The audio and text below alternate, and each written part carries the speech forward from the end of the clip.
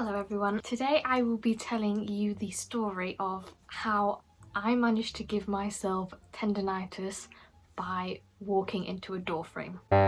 So you can all laugh at my pain and misfortune. Before I go on to anything else, I've never been a particularly clumsy person, aside from, walking into the odd vice at school or knocking over the odd glass when I worked in a restaurant. But over the last year or so, it's like my clumsiness has skyrocketed and my spatial awareness has completely buried itself deep below the ground. So this all began on an innocent day in October last year. I was just doing my usual jobs. I was washing up, washing people's hair, sweeping up all the hair on the floor, the usual things I do at the salon. And I needed to go and put some towels in the washing machine, which where I work is upstairs in another room but through a different studio. As I ventured upstairs with my massive basket of towels, I heard someone talking and then I realised it was one of the lovely makeup artists that I work with. Anyway, I got upstairs, still holding onto my massive basket, and I obviously started talking to my colleague because I can't keep my mouth shut. But I didn't stop walking. So I was walking and talking to my colleague. I was looking at her and not where I was walking, and the next thing I knew, I was walking full pelt into the door frame, shoulder first. Yeah. And looking back on it, it was extremely painful. I was walking at full force into a solid wooden door frame. However, I then completely forgot about it. I even sent my mum a text message with a photo of my shoulder saying, "Managed to cut my shoulder, dunno how." Bro, you walked straight into a door frame literally an hour before. For a few days it was kind of cracking and twinging weirdly and felt a bit like it was going to come out of the socket. And kind of painful when I did anything, but I just didn't think anything of it. I thought it was fine. Spoiler alert, it was not fine. And it wasn't until about 5 days later when, funnily enough, I tried to do some exercise when I was thinking, ow, my shoulder hurts. It really hurts, I can't put any weight on it. So I talked to my mum about it and we were both like, I don't know what could have caused this. And then I realised, the door frame. And as you do, the stereotype of a polite British person who doesn't want to bother anybody, especially a doctor with their ailments. I didn't say anything or do anything. I left it another week, still not thinking there was anything wrong with it, even though all it did was get worse. So eventually I rang the doctor and I explained what had happened, and her first question was, "Were you drunk when this happened?" No, unfortunately I was completely sober. And she was like, "Okay, rest it as much as you can and I will ring you back in a week." Great. That's quite difficult though, considering I do work in a salon and I have to use my arms and shoulders to wash people's hair, to lift things up, etc. But I did try, even though I was trying hard to not jolt my shoulder, not damage it anymore in any way. I then walked with the same shoulder into a door handle.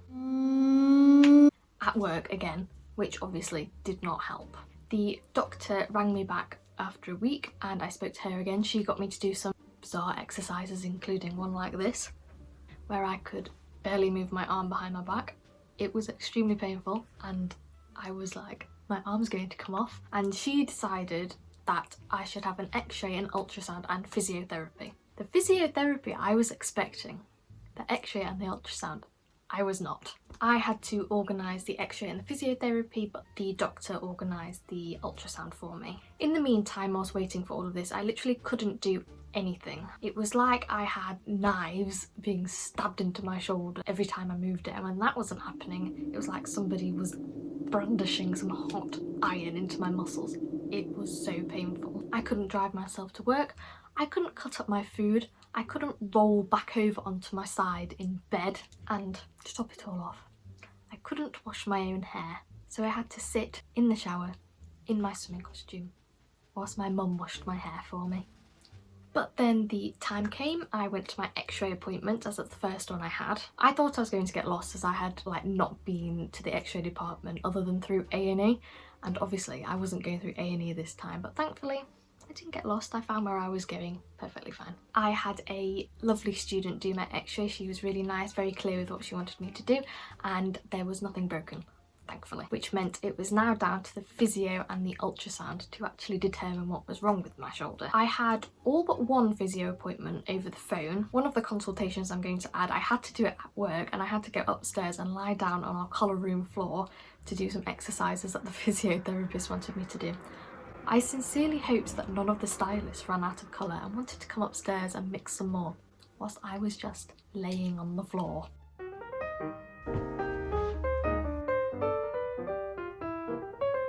Hi. What are you doing? After I was given some exercises to help ease, heal and rebuild the strength in my shoulder, the physiotherapist suspected that it was my tendon, but she obviously couldn't really determine that as she hadn't seen me in person or hadn't seen a scan or anything. Which brings me to the ultrasound. It felt like it took forever to get an appointment for this, by the way, but apparently shoulder ultrasound's a specialist. Who knew? Anyway, I finally got the letter for my appointment and we were all looking forward to finding out what was wrong with my dodgy shoulder. So I went to my appointment, knew where I was going this time in the hospital. Now, I don't know if any of you have ever had an ultrasound, and if you have, I can imagine it probably wasn't on your shoulder. It was an odd experience, to say the least. It was like having somebody slime on my shoulder and then rub it in with a strange tool and start saying medical things that I just simply do not understand. This is when the sonographer told me that my tendon and muscles were swollen, although not as bad as they had been. I don't know how she could see that from an ultrasound, but...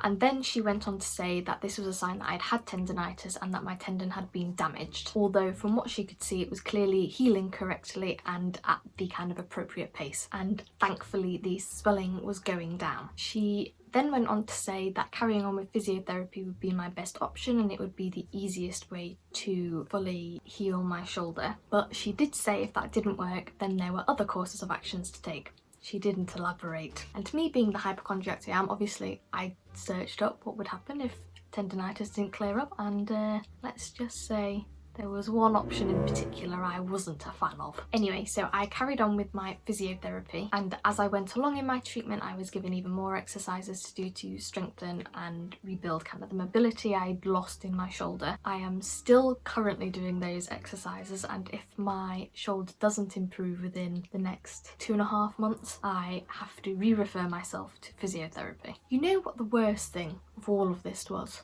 I actually walked into a door frame. I walked into a door frame.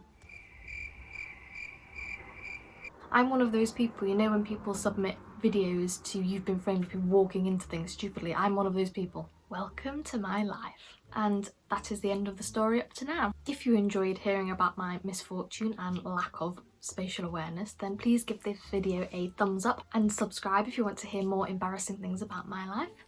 If you want to take anything away from this video, then please watch where you're going when you're walking, and if you're having a medical problem then please tell a doctor a lot sooner than I did. Bye.